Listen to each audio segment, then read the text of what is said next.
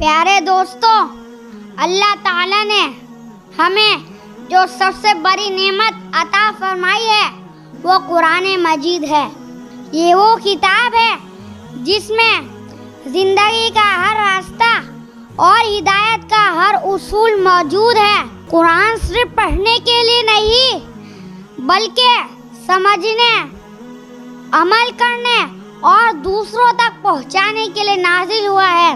اللہ تعالیٰ قرآن پاک میں فرماتا ہے ذَلِكَ الْكِتَابُ لَا رَيْبَ فِيهِ هُدًى لِّلْمُتَّقِينَ۔ یہ وہ کتاب ہے جس میں کوئی شک نہیں، پرہیزگاروں کے لیے ہدایت ہے۔